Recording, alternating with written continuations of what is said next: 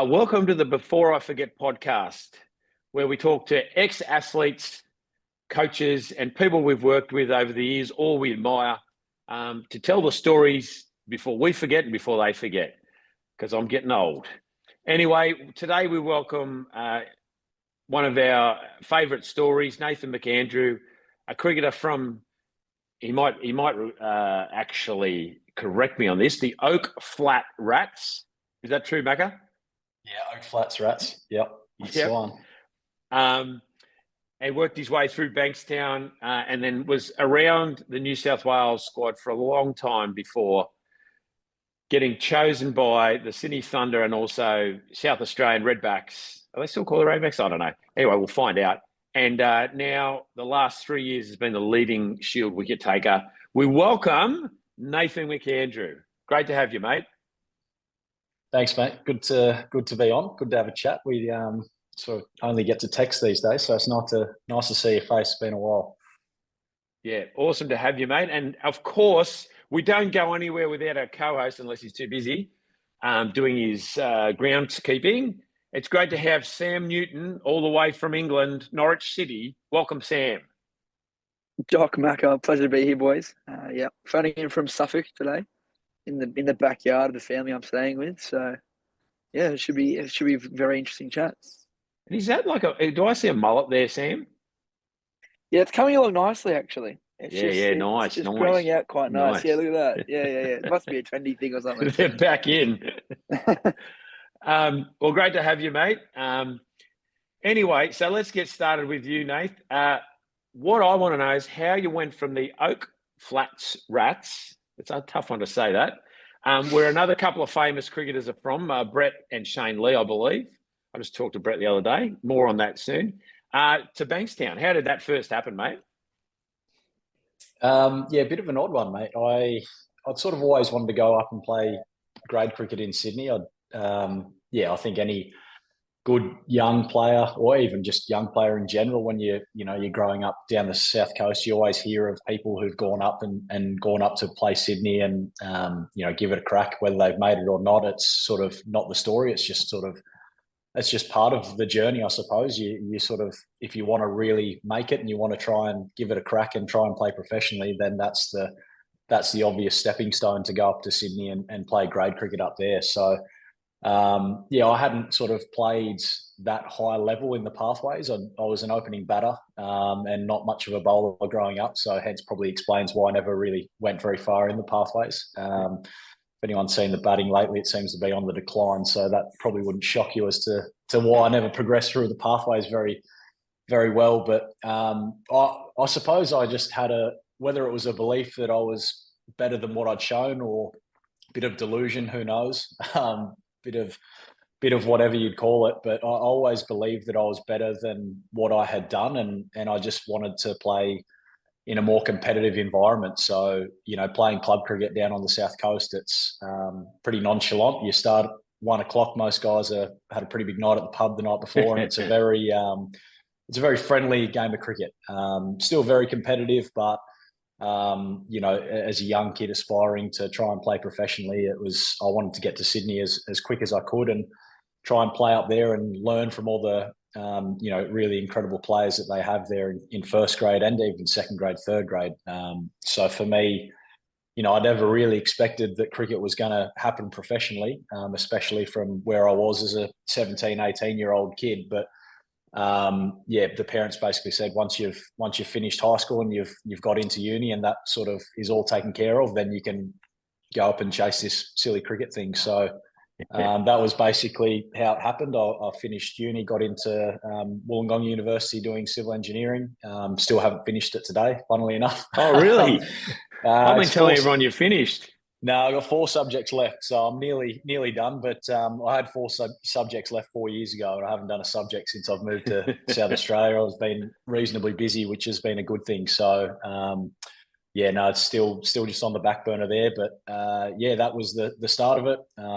Went and trained with Bankstown and loved it. Didn't really know what grade I was going to play. Was sort of, hoping to play third grade and maybe, eventually play second grade, and who knows. But by the first first training session, Aaron Bird, former New South Wales cricketer, had me out in the centre wicket working on my bowling and talking to him about bowling. And I mean, I was just a young, keen kid and had obviously seen him on TV. And I was just over the moon that someone was even talking to me. You know, it's a pretty daunting thing when you're coming up to a training session that's got 40 blokes at, you know, club cricket training. You're lucky if you got 5 or 6. So to turn up into that felt like basically a professional environment. It obviously isn't quite that, but at the time, that's what it felt like to me, to see, you know, 35 to 40 people there at training. The standards at training was unbelievable. I just fell in love with it immediately. And just, yeah, absolutely loved it. So working with Birdie on my bowling. And as I said, you know, didn't really know much about my bowling and it was still very raw at that point. But was just, stoked that he was putting some time into me and, you know, was very grateful. And that was something that eventuated to, you know, he spent a lot of time with me over those early years at Bankstown for, you know, 3, 4, 5 years, really sort of helping me, was the main person driving my bowling, and Daryl Tuffy as well, that we met along the way. Obviously, you know him very well, just one of the great guys, and to get to sort of pick their brains as a bowler over my early years at Bankstown was huge for me. But that's I suppose how it all started as a 19-year-old kid turning up at Bankstown. Yeah, that's brilliant, mate. You know, a lot of people from the South Coast come up. Jakesy was one of them, and Nick Maddinson. So yeah, coming to Bankstown, and there's a couple of things I want to touch on there that you might have picked up too, Sam. Was he dissed his batting, but I've seen him score, even this season, some very handy runs, including in the Shield final. And we'll get to the Auckland Aces soon, but was it Auckland Aces that you played with? Or yeah. And your first innings, you saved the game for them, according to Andre Adams. Anyway, the other thing I wanted to get there was you didn't start out as a bowler and you weren't in the pathways. And that's very hard for those people that don't know. It's very hard to crack a state setup if they haven't seen you come through the pathways. And I met a fellow that used to play with Mitch Farag. And he was saying, of all the blokes that came through, because he was a similar age group, your age group, they all thought you would be not one of them that they would think would make it through. But he said, but he worked harder than any of us. He said, none of us could do that. But he was glowing in the terms of how much you worked and how hard you trained. But I'll just give an example of that. Tell me, Oak Flats, or you were living at Shell Harbour at the time, I think, when you used to come up and train at Bankstown, how long did it take the car trip just one way? Yeah, Bankstown was a little bit further than Sutherland or Cronulla to come see you. I shouldn't dish you by saying Sutherland. You're living, you're not that far west. That's not in the Shire, man. You're as far east as it gets. But no, about an hour and a half, just under hour 20, hour and a half, depending on about an hour 20 to your place for running and an hour and a half to Bankstown for training. Yeah. So to give you a picture, what Macca used to do in the winter was on a Monday, he'd drive up after uni to Cronulla, let's call it Paradise, shall we? To train with us for his running in his gym. He'd be the first one here and the last one to leave the gym at night for an hour and 20, let's say an hour and 30 through that time of the afternoon. So it's 3 hours of travel. The next day he'd go to Bankstown training, which I'm sure was through peak hour, so hour 30 either way. And he'd do that again on Wednesday and then Thursday, and then Saturdays for cricket training with Bankstown again. So it gives you an indication. It's not an easy thing to do day after day after day. So, mate, that was the one thing that stuck out to me really strongly was your commitment. I'll get to the Aces in a minute, but I don't know if you remember the first session we did. It was up at Wanda. You asked me, Jock, what's the go here? And I mentioned that if you beat 2 of the young girls in the first rep, you wouldn't have to do another one that day. I don't know if you remember this.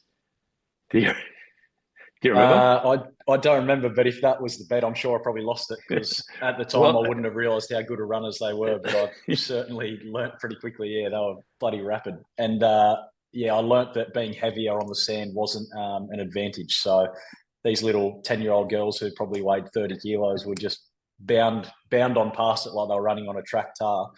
And yeah, I was sinking pretty substantially into the sand, and yeah, just getting their dust, to be honest. So Yeah, well, this was on that grass in the trail, and it was Chloe and Lexi. One was 14, one was 12. So you're doing yourself a disservice, but they were very fast. I said, if you can beat those two little girls over there on the first K rep, you don't have to do another one this whole session. You went, rightio.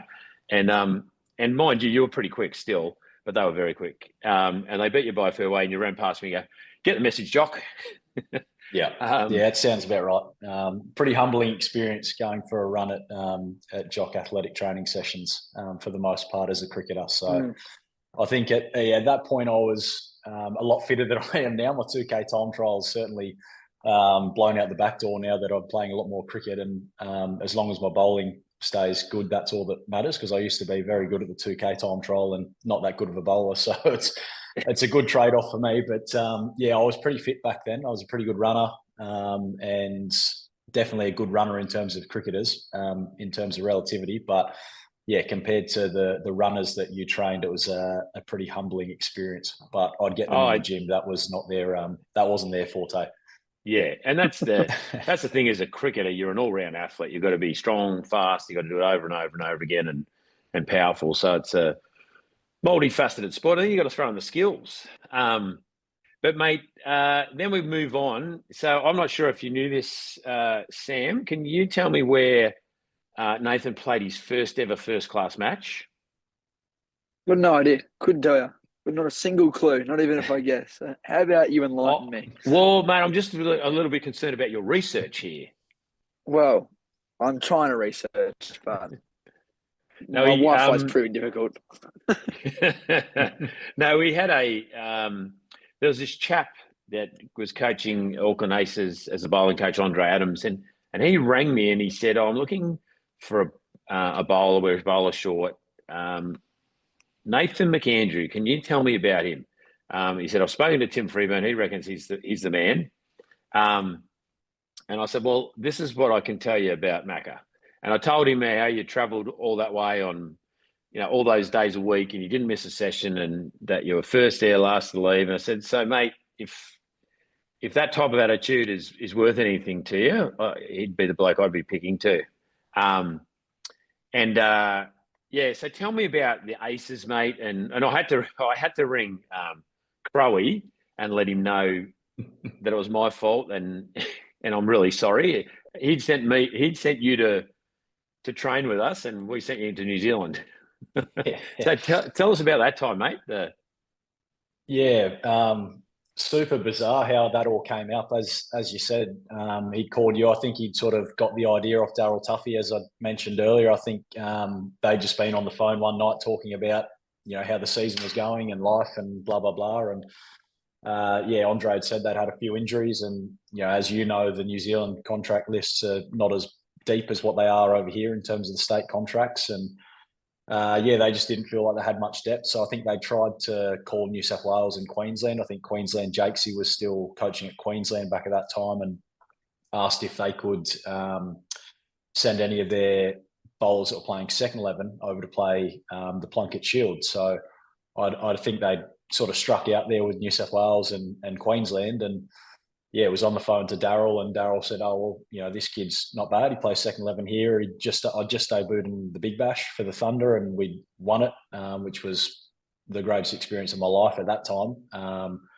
And I'd flown straight from there with no sleep down to Hobart for a second 11 game afterwards. So that was a pretty fun experience after a night of celebrating and no sleep to fly down. And I missed day one. I flew down on day one, bowled 20 overs on day 2 days after, and I think I was still drunk. But it was, after that was when it all happened. And then I flew back to Sydney, drove home, packed my bags, and then next thing I was off to Auckland. And just an amazing experience. I'd played quite a bit of 4-day cricket, playing second 11 with the Comets for probably 2 or 3 seasons. So I'd sort of been exposed to 4-day cricket, but just the life experience as well, getting to travel overseas and yeah, to sort of have to gel with a group of guys that I didn't know pretty quickly, and try and sort of land on your feet in that regards. And yeah, it was a great exposure for me, playing club cricket in second 11, to get over there and play, 3 first class games over there, and did reasonably well. Yeah, that was one of the best I'd batted. I should have retired after that game. I think I was averaging 60 with the bat after the first game. So should have just pulled the pin there. Would have looked nice. But yeah, just an amazing experience. They had a really strong team, and we won 2 games, drew 1, and that was enough for them to win the Plunket Shield. They were sort of first at that point, and those 2 wins were enough to secure the win. No final over there, just sort of first past the post, like the EPL. And there were still 2 games left, and as you mentioned, Crowe was, I don't think he was too thrilled that he was losing me. For context, we'd gone to the Sydney grade final the last 2 years in a row and had lost it, and we were sort of looking good to hopefully win it that season. And all of a sudden, I'd shot through to New Zealand to go play some cricket. So I think he was worried that I was going to be there the whole time. But New Zealand actually, or the Aces, I should say, sorry, asked me to stay for their last 2 games. But I declined and flew back to make sure that I was in Sydney for the grade finals. So yeah, I suppose you get paid a lot better to play first class cricket than you do to get played grade cricket. But that was a sacrifice I couldn't turn down. Felt like I had to come back and help Bankstown try and win that year, and we did. We ended up winning. That was the 2-day comp that we won at Bankstown, and I think we won the double that year from memory. We did the 1-day comp and the 2-day comp. So that was a really special year. I think in the case of in the space of 2 or 3 months, we won the Big Bash, won the Plunket Shield, won the 1-day final and the 2-day final in Sydney. So life was pretty good there, and then it was almost all downhill there for a little bit after that. But yeah, no, it was an amazing couple of months for sure. And did they fly you back over to Auckland after they won the Plunket Shield for the celebrations? No, they didn't. I think they'd got what they needed out of me. And they did send me a medal, though. They did send me a medal, which was very nice. Did you say, boys, so. I've had enough of celebrating? 4 premierships. It's all good. I was probably still celebrating the Bankstown title at that point. So yeah. Yeah, well, it's kind of like this year, but we'll get to that with South Australia. So that sort of goes through the Thunder. You've been with the Thunder for a long time, but New South Wales cricket, as they do, they like to dangle carrots. You played a few 1-days for them, but as we know, like with Nathan Ellis and a bunch of others, you get dangled carrots in the hope that you might play. But that all changed after not getting much of a run with New South Wales, and certainly not getting a good contract when Jason Gillespie got in touch. Yeah, it was a big change to make that move. I didn't get offered a contract at all by New South Wales, to be honest. So that was it made it a pretty easy decision to move. I think it was one that I probably would have done even if they had offered me a contract to stay. Just at that point, I felt like I was ready to play, and obviously just was always going to be hard to get opportunity there at New South Wales.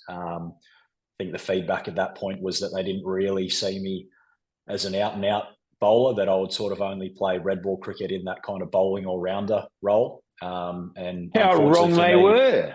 Well, they might have been right. I have improved, so who knows. But yeah, obviously at that point, Sean Abbott was in that bowling all-rounder role and was probably the best bowling all-rounder in the country, sort of thing. So just stuck behind him, and rightfully so. I still felt like I was good enough to play as an out-and-out bowler, but they saw it differently, and got the opportunity to. Well, I got offered a contract from South Australia and from Tasmania, and for me, just sort of looking at the lists and the 11, I felt like South Australia was probably the best place for me to get opportunity, and that was all I wanted. I didn't really care about where I had to live or XYZ. It was just all about getting the opportunity to play both formats, it certainly wasn't promised to me or anything like that. But just looking at the squad, I felt like I had a point of difference there, that I was going to be able to sort of go down there and create a lane for myself. And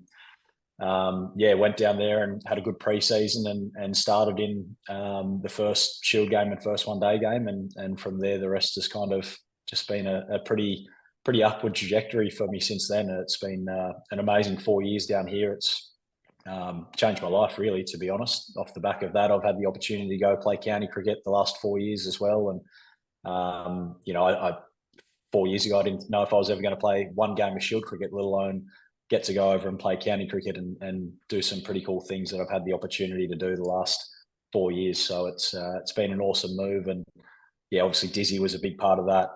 Tim Nielsen and Sean Williams were the three sort of involved in getting me down here. And it's been one I've been trying to hopefully repay them over the last few years. And can't say too much on that in regards to the future, but I think I'm probably, shall we say, wink wink, going to be here a while for the future, and hopefully keep trying to have some success on the field and repay that favour that they gave me 4 years ago, bringing me down here. Well, this is what I can see has happened in the last 4 years, and just you might correct me, because I'm not a big stats guy, and who cares if it's true or not. I saw a stat where Dizzy told me the first season you played Shield cricket, you bowled more overs than any other bowler in the whole competition. And that just speaks volumes for the amount of work you've done for those years leading into it. It's not easy to go from playing grade cricket, which is 1 day a weekend, to 4-day cricket and multiple games. And so he was pumped, and he said he should be really proud of that, because not many blokes can come straight in and bowl more overs than any spinner or anyone else in the whole Shield comp. So that's got to be true, because Dizzy told me. A leading wicket taker, I'm not sure if it's the last 3 or 4 years of Shield cricket. Shield premiers this year, 1-day premiers, and also been selected and played for Australia A. I'm sure I've missed a lot there, mate, but that's pretty good reading after a guy that couldn't get a hit in for New South Wales. Yeah, as you said, it's been an awesome 4 years for me. I think that stat is true about the overs, and I think there was another one that actually after that year I went over and played the Warwickshire, or the county season for Warwickshire, and he sent me a stat when I'd come home the year later, and I'd actually bowled the most balls in competitive cricket in the world out of state and test cricket, because I mean there's guys that play test cricket's obviously 5 days and whatnot, but those 2 years, because I played the full red ball season as well with county cricket, it was roughly 10 Shield games here. I might have missed one here or there, and then playing 8 county games over in the UK. So over the 12-month span, I was getting about 18 county or 4-day games in, and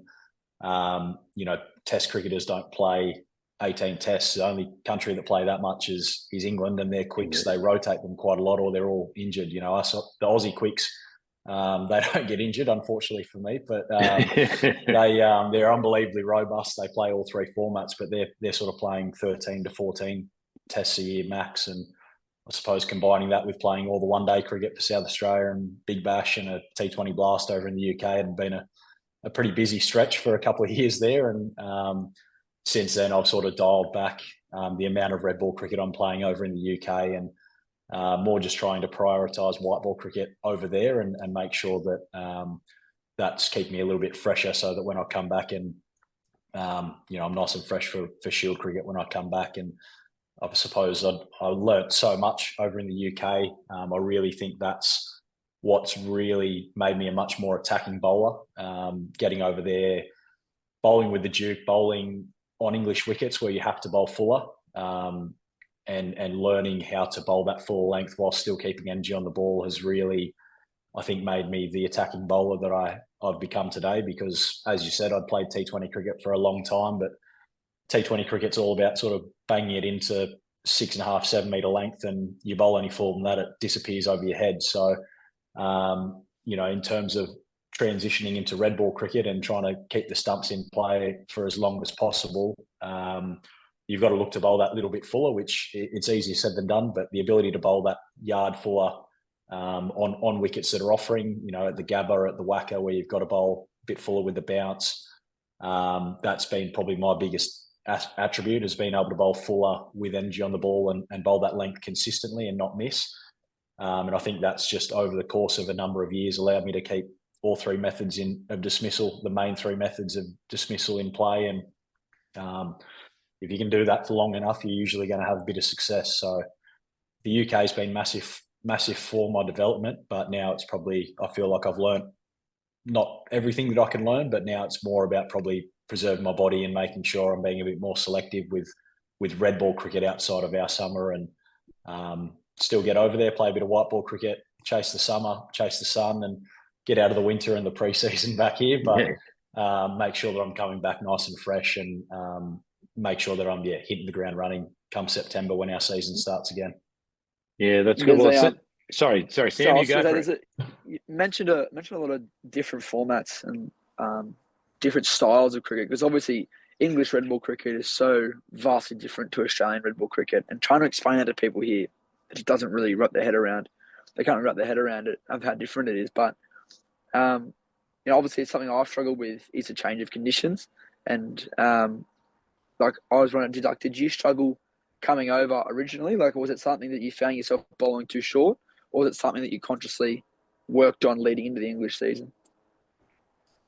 Yeah, very good question. No, I struggled with it. My first year at Warwickshire was definitely an adjustment. I hadn't really bowled with the Duke. We'd played a couple of second 11 games in Australia with the Duke, but that was quite some time ago. That was pre-COVID. That was, I forget what year, but a long time ago. So I hadn't bowled with the Duke for a long time. And trying to sort of learn to bowl with that. Everyone talks about how much it swings, and it's great to bowl with once you've got used to it. But it takes a bit of getting used to. And I mean, if you don't quite get your wrist behind it perfectly, it'll swing miles, but it'll swing early and fade down leg side for 5 wides, and you're looking at this thing going, geez, what's going on here? So I struggled my first month over in the UK for Warwickshire for sure. But through, I suppose, the exposure to that conditions and just continually trying to tweak things and find ways to be successful, I certainly started to find a way to sort of get that full length and get control around that length. And then from there, things came a bit more naturally. Now, I suppose I've been over there that second season. When I went over there, I knew a lot more what to expect mentally, and I'd also done it. And I think my first game, my second season over there for Sussex, I took a 5 for in the first innings. So I sort of, hit the ground running, which was a lot better. That's nice. That's handy. Yeah, as opposed to my first game at Warwickshire over there. I can't even remember what my figures were, but they were none for a lot, and we got absolutely smacked. They batted, got about 500. Matt Renshaw made a big 100, and we bowled once, we bowled big, and then got rock and rolled twice. So it was much nicer the second time. I sort of knew what to expect, and I think it just takes a bit of time to adjust. It's almost a completely different game in a sense, and I think that's quite difficult to describe to people unless you've played in both. I think talking to people over there in the UK, they don't understand what it's like to try and face up at the Wacka if you're facing someone bowling proper pace with the bounce over there. Like, that's something that they'll never understand until they get thrown into it. And a lot of our batters don't understand what it's like to face a Duke ball that's swinging both ways around corner. And it is a very different game. There's different techniques that you need to adapt to be successful there. And it's just very different until you sort of get exposed to it. It's hard to comprehend the differences, and it's hard to really have that kind of consistency in those conditions until you get used to it. So I think that's one of the biggest benefits of being a young player and getting over to the UK and playing club cricket. And It's until you get into those conditions, you can't really understand what you got to do until you just get over there and do it. Yeah, it feels like you got to relearn it. You got to relearn an entire new game. Really, that's what I've kind of found when I came over last year, did okay, playing a high level this year, and rocked up, and it's been like, oh, hang on, I've just got to readjust here for a second because all of a sudden bowling that back of a length, you're bowling wides, bowling back of a length because it goes so much. But coming back to Oz after that season, did you find it hard to readjust again, or it was just like clockwork, straight back to what it was before? Like, did you find yourself bowling too full early on? No, I found it pretty easy. I've always found it. I think it's a lot easier to pull your length back than it is to bowl fuller. I think just in terms of your action, it's a lot easier to pull down on the ball. You can do so many things wrong with your action technically and still sort of bowl back of a length. Like you can fall off it and push it and drag it. You can do a lot of things and still pull your length back. It's a lot harder to bowl that full length. So much more has to go right biomechanically in your action. You have to stay behind the ball for longer in order to get the ball fuller with energy on it. The moment you sort of fall off to the offside and push it, it's a lot harder to get the ball up there with energy while still bowling with energy on it, and instead of just floating it up there. So I've personally always found it really easy to pull my length back, whether that be going from the UK coming back to Australia, or also going from Shield cricket into the Big Bash, where you then got to pull your length back a little bit more as well. I've always found that transition really easy. I find it a bit harder going outside of Big Bash back into Shield cricket when you've been sort of bowling your Yorkers and your slow balls and bowling more back of the length, as opposed to then you've now got to bowl knee roll to top of the stumps with a new ball, and that's I find a much harder thing to do as a bowler. I think that's speaking to a lot of people at this level. That's the harder adjustment than it is to sort of be bowling full to just be able to pull your length back. It's a really interesting one, Macca. Yeah.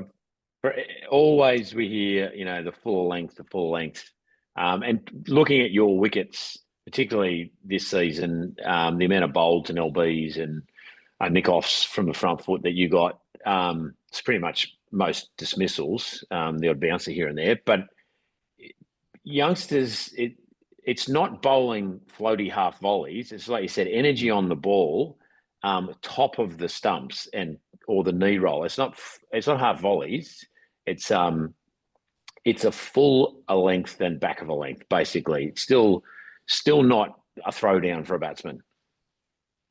No, exactly. Yeah, I think, and it varies depending on where you're playing. Maybe not so much when you're younger. Most wickets you're playing on when you're younger are pretty consistent around the traps. But, the length you've got to bowl at the Gabba and the Wacker is a completely different length than you'd have to bowl at Junction Oval or Karen Rolton Oval or the SCG. You just want to find the length that's going to allow you to hit the top of the stumps. And as you said, with energy on the ball. So, that will vary wherever you go. That will vary if it's been wet overnight and the wicket's a little bit tacky and there's that bit of surface moisture. That means the ball's not going to skid on as much. It's going to hold in the wicket. It's going to be quite tennis ball-y, the bounce.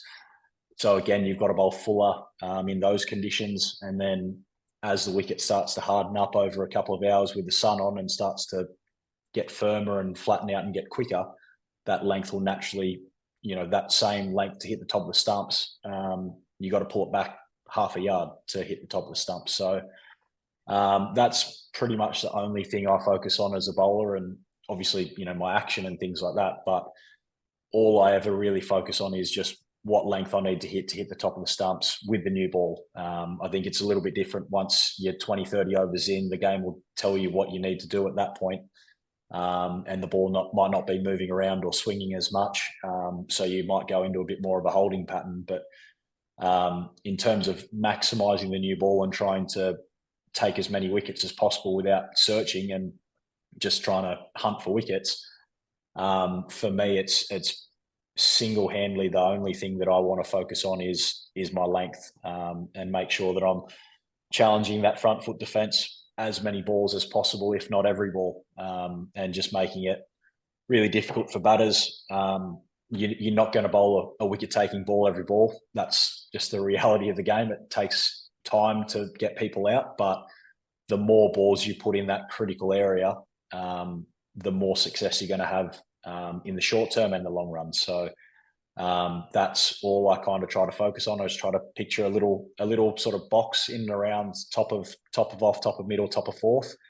And you just want to be putting as many balls in that area as possible and making the batsmen make decisions under pressure. So, batters aren't supercomputers either. They're going to make errors, and the more balls you can put in that area, that's going to put them under pressure. And then you don't have to bowl the perfect japper every time to take a wicket. You just got to make them feel enough pressure that they're going to make an error. And when they do, if the ball's in a pretty good area, you're a pretty good chance of taking a wicket.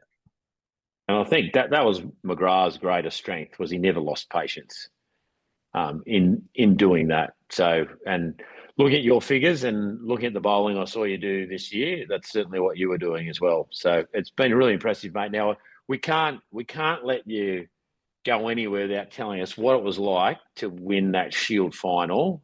First time since 1980 something, 1989 maybe, was it? 96, I think. 96. Oh, a long time ago. 29 years it was. Yeah.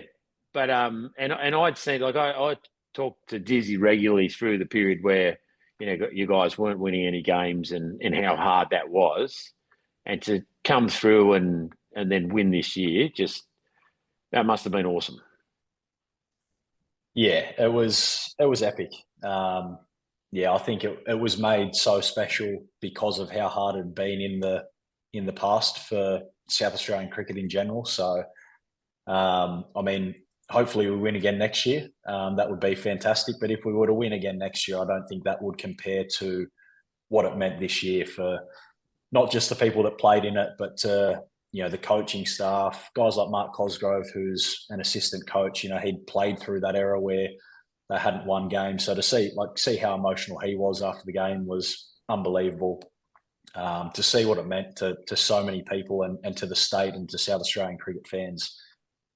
It was amazing. They are really, really passionate sports fans down here in Adelaide. They love their football and they love their cricket. And they really do get around Shield cricket, which in certain states, Shield cricket doesn't exactly get a huge following or attendance, but they care. And there's been a lot of negativity around South Australian cricket for 29 years, and some of it I think can be a little bit excessive. But at the same time, when you don't win for 29 years, it's a performance industry, and fans are well and truly within their right to let voice their disappointment, just like any fan base in the football codes when their team haven't won in so long. So to see that scene when the crowd stormed the field was just epic. It's something you see on Fox Sports when you watch the reruns of World Series cricket back in your day, Jock.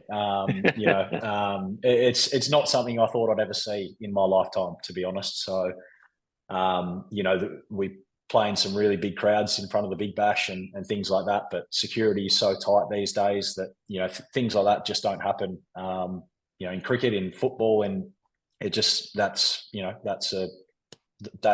days are gone. So, to see, there was 5,000, 6,000 there by the end of the day there, and I don't know if every single one of them was on the field, but I'd say about 80% of them were at least. So to see those scenes of them rush the field and see a spectator try and grab a stump and get choked out by a security guard and things like that, it was amazing. And it's the amount of support that we've received and the amount of people who've congratulated us since. Go for a coffee and the person behind the barista will be, saying congratulations and things like that. So there's a million people living in Adelaide, but it feels like it's a big small town in a way. There's that kind of community feel to it. I know you would have spent a lot of time in Adelaide over the years, and for me, it just has that kind of big country town vibe and sense of community to it, which is amazing. So the support has been unbelievable, and the amount of people who've reached out and messaged has been incredible, overwhelming at times, to be honest, just how much it's meant to so many people. And how many people are really actually watching as well. At times you sort of forget, you get so caught up in your own world and, the struggles and things like that. And when something like that happens and you get, hundreds of messages from a lot of people that have, that you've known since childhood, from Oak Flats Cricket Club, from yourself to Bankstown Cricket to everyone in between, it's pretty special. Yeah, it was unreal, mate. And it's really interesting. My mother's from Adelaide.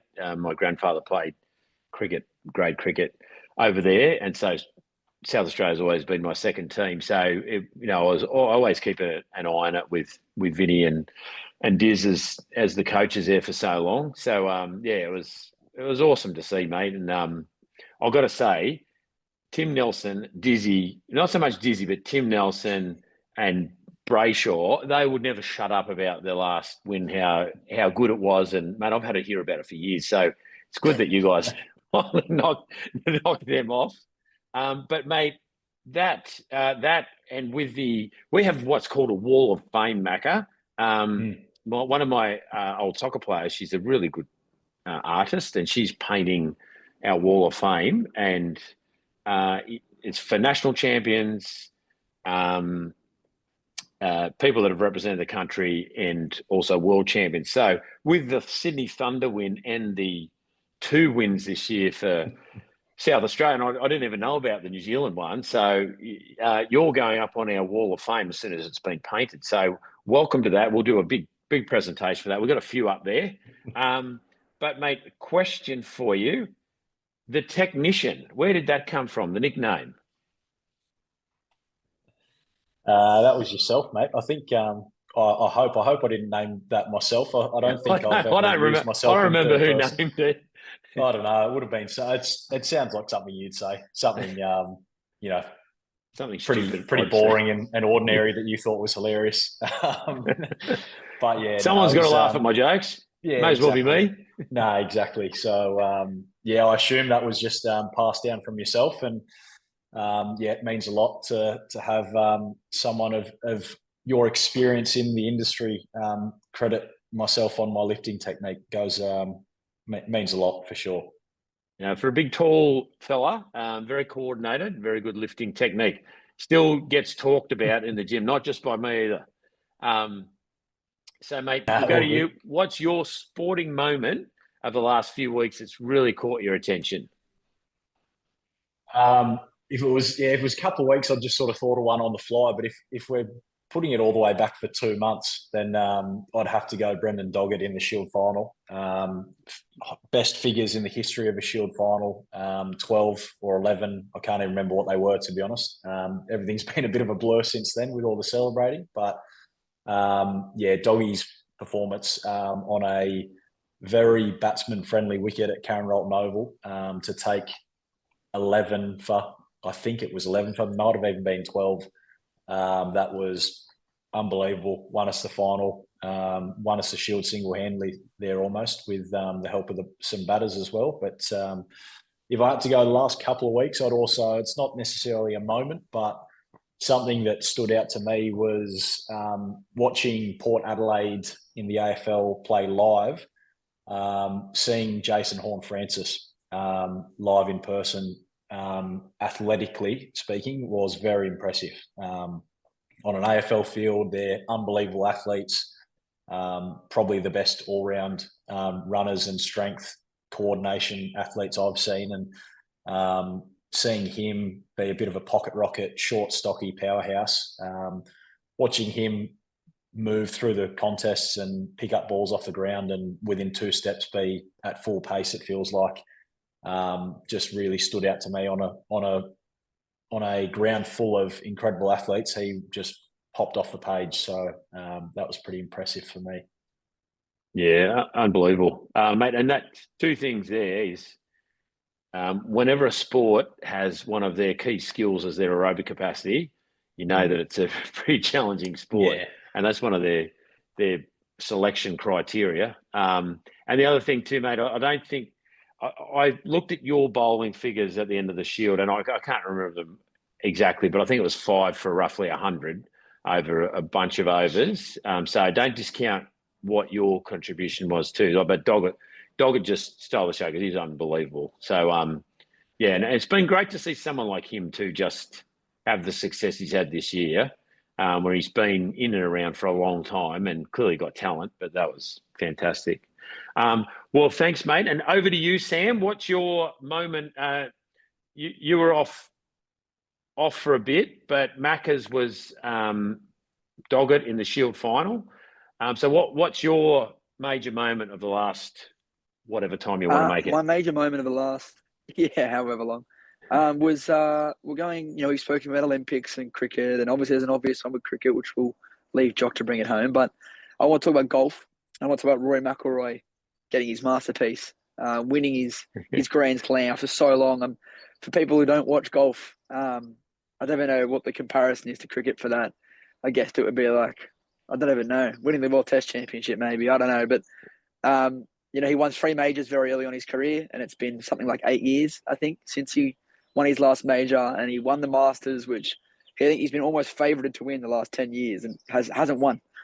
And then the highs and lows, I don't know if anyone was watching, but like the resilience he had to show after, you can imagine, we were talking about head noise, like that entire golf round just looked like a whole case of head noise. He went bogey, birdie, bogey, birdie, ends up in a playoff with someone who wasn't even in it at the start of the day, and then has the nerve to hold out and birdie the last to win. Like, you get kind of thing, you get tingles watching a grown man cry on a golf green. It was like, that was really inspirational. So Rory McIlroy getting his Grand Slam, definitely for me, one of the more motivational and inspirational things I've seen in the last month. Yeah, his reaction was priceless. But we'll get in trouble for saying this. But could you really call golf a sport? It's a joke, everyone out there. It's a joke, Sam. Sorry. Yes, well, we've all missed the obvious one. I think because we can't remember his name, but we will remember his name. I've got a couple, but does anyone know Maccas? What's the kid's name? The 14-year-old from India. Don't ask me, mate. I've got no idea. Yeah. Well, there's a left-handed batsman. I don't know what you guys were doing at age 14, but I wouldn't have been thinking about facing the fastest bowlers in the world. Hit a 6 off his first ball in professional cricket over cover off one of the quicks. 14, he scored 100 off 35 balls for the Rajasthan Royals a couple of days ago. I'm glad I stayed up and watched that one, actually. I can't remember his name. I've got it here for you. I'm not sure I'm going to pronounce I've got it here. Yeah, you go. Yeah. Better you than me. Vaibhav Suryavanshi. Yeah, 14 years old. And he did that against the 100 was against Siraj and 2 other bowlers that had played international cricket, and second fastest 100 of all time. But I found more remarkable his first ever ball. He's given himself some room, taken off the stumps and hit over cover for 6 off one of the quicks. So, yeah, he's one to watch, I reckon. Mackerel will come up with a plan to get him out, I'm sure. But the big one for me is where athletics is going in Australia.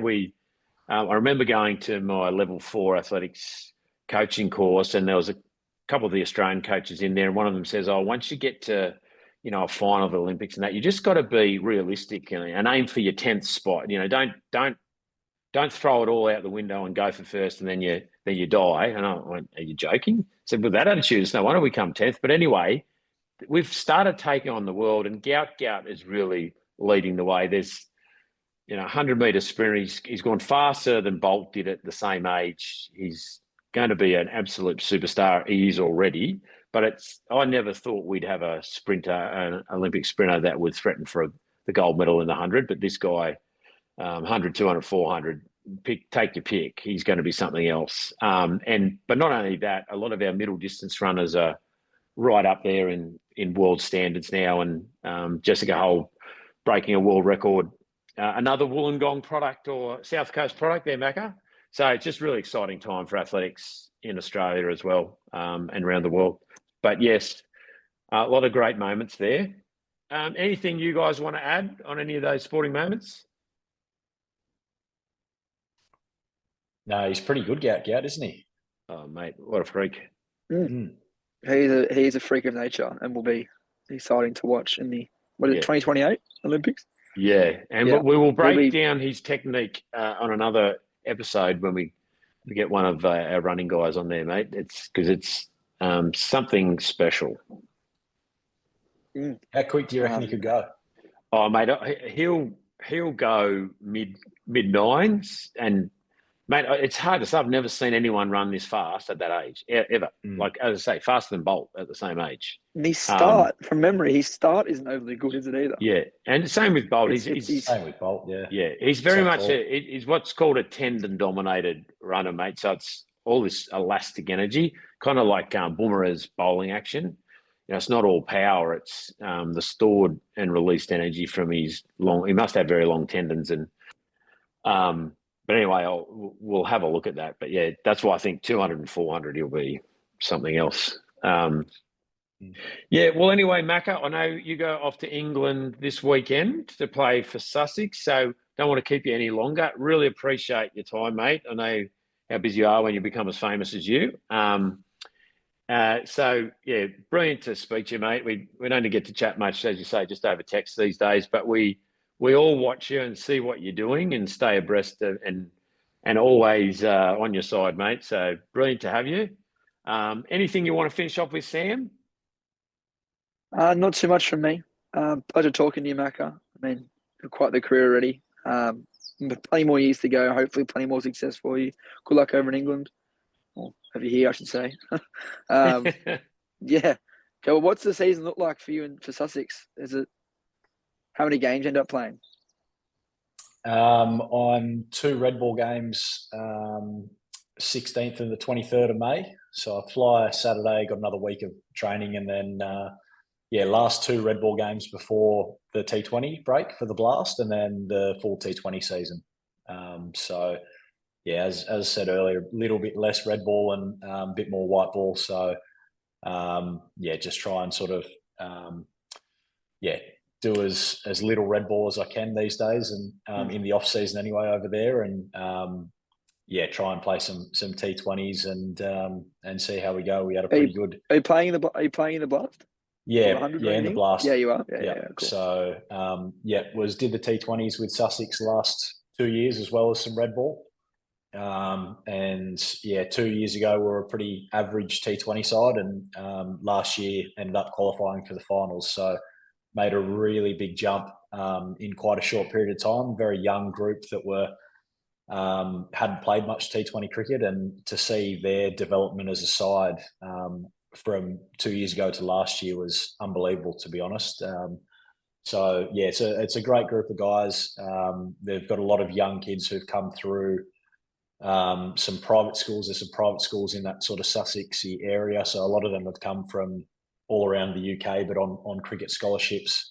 So they've all known each other there and have sort of come through their Sussex academy together and all come onto contract within a couple of years of each other. So they've got a really core group of young players that have come through together and sprinkled in with a couple of experienced players here or there. It's a really well balanced side in both red and white ball, and have been fortunate to go back to the same place the last 2 seasons, and then the third time again this year, which as an overseas player is really special to sort of have that continuity.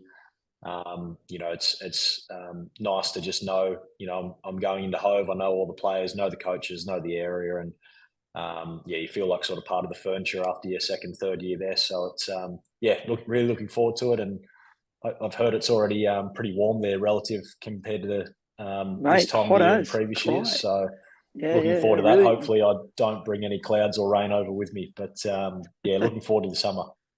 Yeah, well, you're both in great spots, that's for sure. Yeah, absolutely. Hove and Norwich, pretty cool. And the one last thing before we go, we got this new sponsor now, Divide 8 Pizza. So, Macca, when you're next in town, which is probably not for a long time, we'll take you at Guy Amir. We've got Divide 8 Pizza. A pizza on us, mate.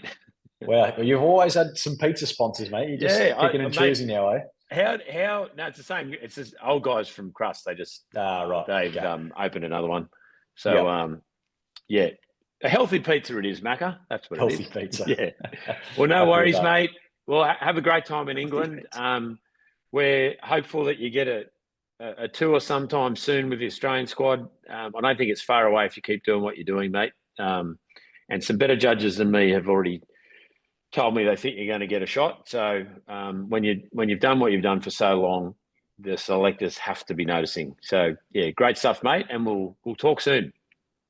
No, appreciate it, mate. Great to chat. As I said, sort of mainly over text these days. So yeah, good to see you. The mullet's still going strong, and yeah, if I'm back in Sydney when I get back from the UK, I'll try and make sure I swing past. Even I don't know if you're going to get me on the sand dunes like you used to, but even if I just pop in to say hello, I'll see what I can do if we get any time at home before I'm back into training down here.